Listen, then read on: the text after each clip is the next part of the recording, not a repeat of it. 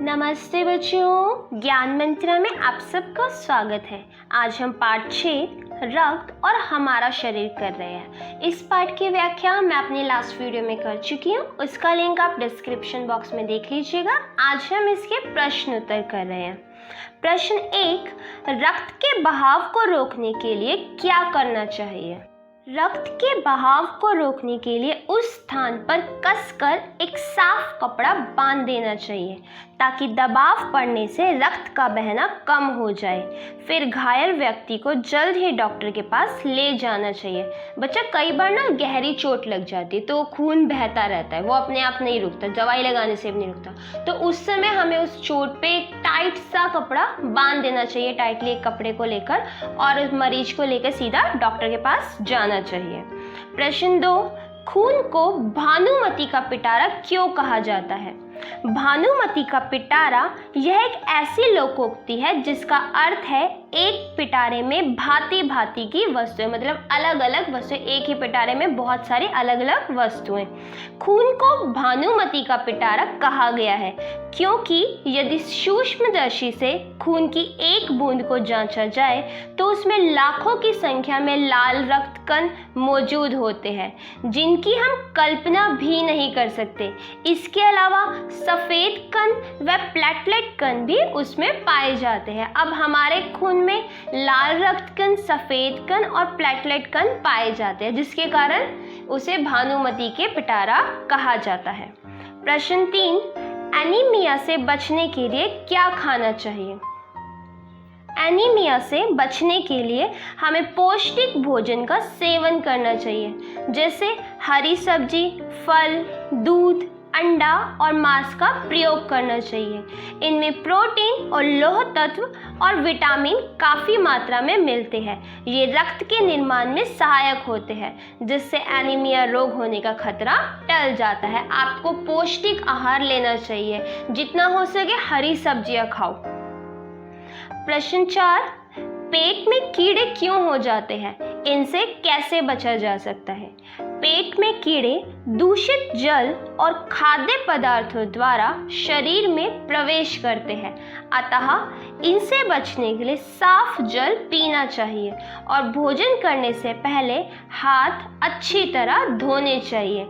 इसके अलावा नंगे पैर हमें नहीं घूमना चाहिए क्योंकि कुछ कीड़े ऐसे हैं जिनके अंडों से उत्पन्न लार्वा त्वचा के रास्ते शरीर में प्रवेश कर आंतों में पहुंच जाते हैं, जिनसे बचने के लिए जरूरी है कि शौचालय का प्रयोग किया जाए और नंगे पांव नहीं घूमे। बच्चा, जितना हो सके हमें गंदगी से बचना चाहिए और नंगे पैर बिल्कुल भी नहीं रहना चाहिए, और खाने से पहले और खाने के बाद अच्छे से हाथों को साफ करना चाहिए। प्रश्न 5, रक्त के सफ़ेद कणों को वीर सिपाही क्यों कहा जाता है? रक्त के सफ़ेद कणों को वीर सिपाही इसलिए कहा गया है क्योंकि ये हमारे शरीर की रक्षा करते हैं। ये रोग के कीटाणुओं को शरीर में घुसने नहीं देते और उनका डटकर मुकाबला करते हैं। बच्चा, जिस प्रकार हमारे देश के सिपाही सैनिक होते हैं वो हमारे देश की रक्षा करते हैं दुश्मनों से, उसी प्रकार ये सफ़ेद रक्त कण बीमारियों से, बीमारियों के कीटाणुओं से हमारे शरीर की रक्षा करते हैं। ये उनसे युद्ध करते हैं। अगर ये युद्ध जीत जाते हैं तो हम बीमार नहीं पड़ते, लेकिन अगर हमारा शरीर कमज़ोर होता है तो ये सफ़ेद रक्त कण भी कमज़ोर हो जाते हैं और ये बीमारी से हार जाते हैं तो हम बीमार हो जाते हैं। प्रश्न 6, ब्लड बैंक में रक्तदान से क्या लाभ है? ब्लड बैंक में दान किए गए रक्त को सुरक्षित रखा जाता है। किसी भी व्यक्ति को रक्त की आवश्यकता पड़े तो उसके लिए किसी भी रक्त समूह का रक्त वहां से लिया जा सकता है। इस प्रकार आपातकालीन स्थिति में ज़रूरतमंद व्यक्ति की जान बचाने में ब्लड बैंक में किया हुआ रक्तदान काम आता है। जैसे अगर किसी को चोट लग जाए या किसी का एक्सीडेंट हो जाए जिस कारण उसका ब्लड बहुत ज़्यादा बह गया, तो इस स्थिति में ब्लड बैंक का ब्लड काम आता है। यहीं से ब्लड लेके डॉक्टर इंसान के शरीर में ब्लड चढ़ाते हैं। प्रश्न 7, सांस लेने पर शुद्ध वायु से जो ऑक्सीजन प्राप्त होती है उसे शरीर के हर हिस्से में कौन पहुंचाता है? सफ़ेद कण, लाल कण, सांस नली या फेफड़े। सांस लेने पर शुद्ध वायु से ऑक्सीजन प्राप्त होती है, उसे शरीर के हर हिस्से में लाल रक्त कण पहुंचाते हैं। ये कार्य लाल रक्त कणों का होता है। अब आगे करते हैं कुछ करने को। प्रश्न 1, नीचे दिए गए प्रश्नों के बारे में जानकारी एकत्र कीजिए। क, ब्लू बेबी क्या है? अब ब्लू बेबी क्या होता है? देखिए, ये एक बीमारी का नाम है। नवजात शिशु का अगर हृदय कमजोर हो तो उसे पर्याप्त रूप में ऑक्सीजन नहीं मिल पाता। धीरे धीरे उसका शरीर नीला होने लगता है, क्योंकि ऑक्सीजन की कमी से खून सही रूप से पूरे शरीर में प्रवाहित नहीं होता। इसे ही ब्लू बेबी कहते हैं। रक्त के जमाव की क्रिया में बिंबाणु का कार्य क्या है? बिंबाणु है प्लेटलेट।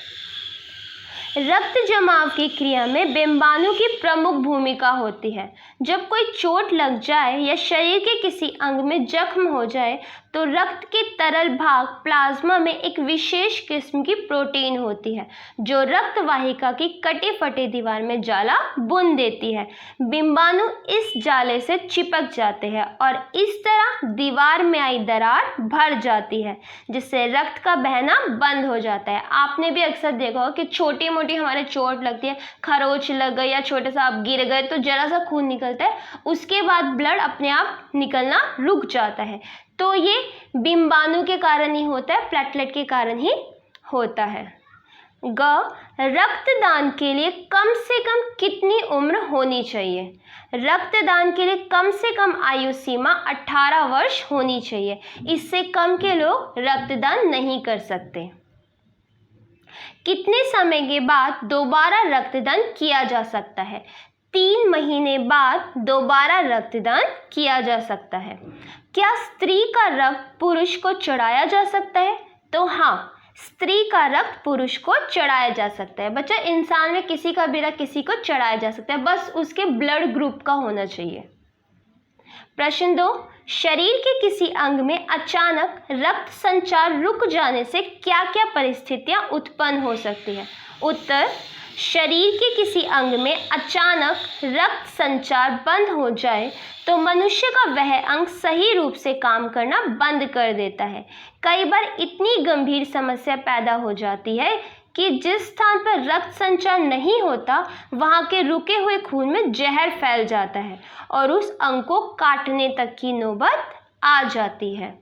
तो बच्चा, ये थे हमारे क्वेश्चन आंसर इसके। उम्मीद है आपको समझ आ गए होंगे। कोई डाउट हो तो आप कमेंट बॉक्स में पूछ सकते हैं। अगर वीडियो पसंद आई हो तो लाइक करना और चैनल को सब्सक्राइब करना मत भूलना। धन्यवाद।